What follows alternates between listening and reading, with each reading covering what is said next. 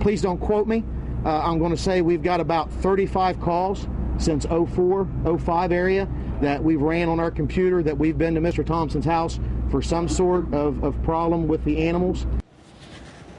That was Sheriff Matt Lutz asking not to be quoted in his first national television press conference. The sheriff was explaining why his deputies in Ohio had to shoot and kill 48 of 56 wild animals, including wolves, bears, lions, tigers, and monkeys that were let loose by their owner just before the owner apparently then killed himself. Tonight, a monkey with herpes B is still on the loose in Ohio. Currently, Ohio has no rules regulating the sale and ownership of exotic animals like this. Former Democratic Governor Ted Strickland issued an executive order during his last days in office, but current Republican Governor John Kasich allowed that order to expire in April.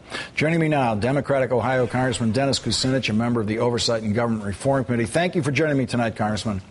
Thank you very much, sir. How could this happen, and what do we need to do to prevent this kind of thing? Well, what we know is that the owner opened up the gates and let all the animals out. Ted Strickland was right when he put up a temporary ban in January of 2011 on the sale or purchase of exotic animals. It was up to the Department of Natural Resources to implement some rules. They didn't do that.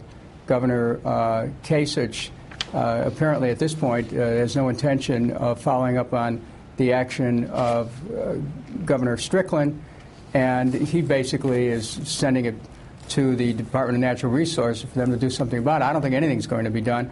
Ohio is one of the easiest states in the union to be able to deal in these exotic pets. They have auctions across the state. They every type of animal you could imagine is auctioned off, and as a result, you see the kind of tragedies that we have today where there's really no way of stopping these incidents. This today was, of course, the worst, but Humane Society of the United States points out that since 2003, there's been at least 22 incidents that have involved these exotic animals where people have been injured, and or in this case, the animals, unfortunately, have 48 of them been killed.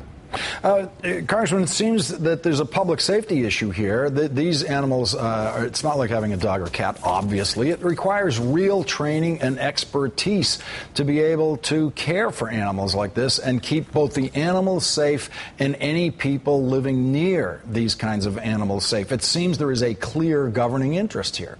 Well, there is. I mean, certainly, at least you need regulations. But there's another issue here, too, Lawrence, and that is that we should be focusing on protecting the natural habitats of these animals in the native countries where they're from.